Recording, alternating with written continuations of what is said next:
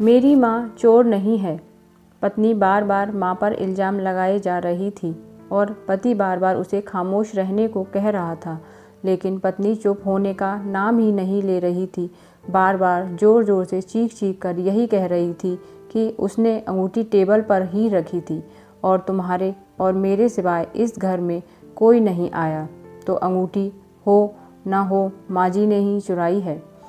बात जब पति की बर्दाश्त से बाहर निकल गई तो उसने अपनी पत्नी को जोरदार थप्पड़ जड़ दिया। अभी 3 महीने पहले ही तो उनकी शादी हुई थी। पत्नी को थप्पड़ सहन नहीं हुआ और वह घर छोड़कर जाने लगी और जाते जाते पति से एक सवाल पूछा कि तुम्हें अपनी माँ पर इतना भरोसा क्यों है।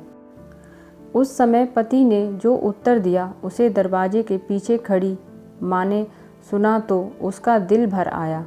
पति ने अपनी पत्नी को बताया कि जब वह छोटा था तब उसके पिताजी चल बसे।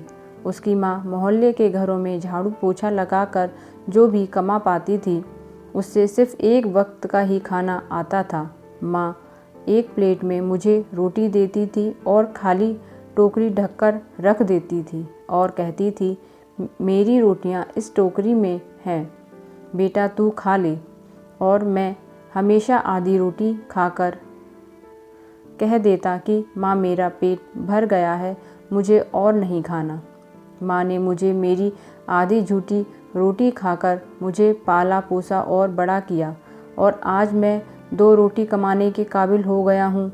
लेकिन यह कैसे भूल सकता हूँ कि जिस माँ ने अपनी उम्र के उस हिस्से में अपनी ख्वाहिशों को मारा, वह माँ आज उम्र के इस हिस्से में कैसे अंगूठी की भूखी होगी, यह मैं सोच भी नहीं सकता। तुम तो सिर्फ 3 महीने से मेरे साथ हो, मगर मैंने तो माँ के कठोर परिश्रम को बचपन से देखा है। यह सुनते ही माँ की आंखों से आंसू छलक उठे। वह समझ नहीं पा रही थी कि बेटा उसकी आधी रोटी का कर्ज चुका रहा है या वह अपने बेटे की आधी रोटी का कर्ज चुका रही है।